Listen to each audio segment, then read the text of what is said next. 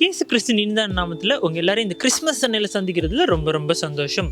Christmas அன்னைக்கு நிறைய வீடுகளில் பாலகன் குடில்ன்ற ஒரு விஷயம் அமைப்பாங்க. அதாவது அந்த ஆடு மாடு இயேசு கிறிஸ்து அந்த குழந்தையோட சிலை அதெல்லாம் வச்சு குடியில் அமைப்பாங்க இல்லையா. கண்டிப்பாக வீடுகள் அமைப்பாங்க, அதை விட ரொம்ப கண்டிப்பாக ஆலயங்கள் அமைப்பாங்க அப்படின்னு சொல்லலாம். நிறைய பேருக்கு ஏன் அமைக்கிறாங்கன்ற உண்மையான காரணம் தெரியுமான்னு கேட்டால் அது ஒரு கேள்விக்குறி தான். பட் அதை பற்றி மக்கள் என்ன நினச்சிட்டு இருக்காங்கன்னு தெரிஞ்சுக்க நான் ஆர்வமாக இருக்கேன். ஸோ அவங்ககிட்ட கேட்டு வந்துடலாமா? வீடுகளில் சர்ச்சுகள் எல்லாம் வந்து குடியில் அமைச்சிருப்பாங்க.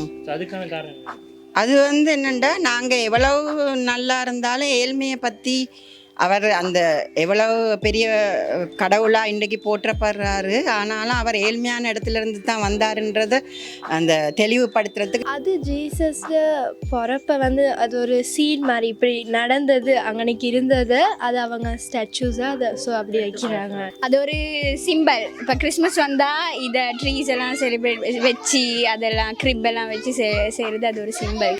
மக்கள் எல்லாருமே அவங்களுடைய கருத்துக்களை சொல்லியிருந்தாங்க. இது எந்த அளவுக்கு சரின்னு தெரிஞ்சுக்கணும் இல்லையா. இப்போ சரியாக தெரிஞ்ச ஒருத்தர்கிட்ட கேட்கணும்ல. இதுக்கான பதிலை சொல்கிறதுக்கு தான் நம்முடைய குருவானவர் தயாராக இருக்கார். ஸோ அவர்கிட்டையும் கேட்டு வந்துடலாம்.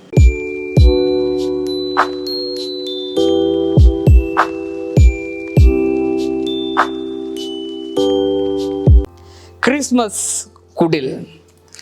தூய அசிசியார் இந்த குடிலை எதற்காக உருவாக்கினார் என்றால், இயேசு எந்த எளிமை நிலையில் பிறந்தார் என்பதை ஒவ்வொருவரும் உள்ளத்தால் உணர வேண்டும் என்பதற்காக, அதை தத்ரூபமாக அவர்கள் பார்க்க வேண்டும் என்பதற்காக இந்த குடிலை அவர் ஏற்பாடு செய்தார். உண்மையாகவே மனிதர்களை வைத்து மெழுகால் செய்யப்பட்ட ஒரு குழந்தையை பயன்படுத்தி, உண்மையான மாடுகளையும் கழுதைகளையும் பயன்படுத்தி இந்த குடிலை ஒரு குகையிலே ஏற்பாடு செய்தார்.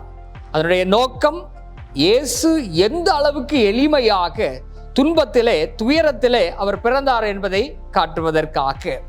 ஆனால் இன்று ஒவ்வொரு நாடுகளிலும் பல கோடி ரூபாய் மதிப்பிலான பணத்தையும் பொருட்களையும் செலவு செய்து குடில் செய்யப்படுகிறது.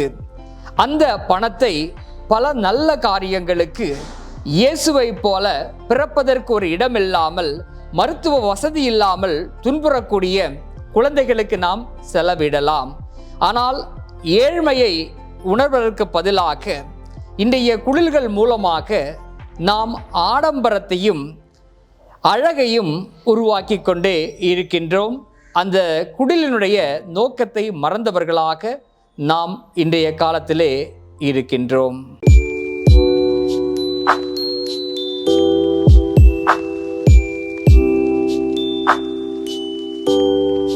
குருவானவருக்கு நன்றி. ஸோ இது எல்லாருக்குமே புரியக்கூடிய வகையில் ரொம்ப எளிமையாக ரொம்ப அழகாக சொல்லியிருந்தாரு அப்படின்னு சொல்லலாம். புரிஞ்சிருக்கும்னு நினைக்கிறேன். ஸோ அடுத்த முறை எதுக்கு அப்படின்னு கேட்டால் கன்ஃபியூஸ் ஆகக்கூடாது.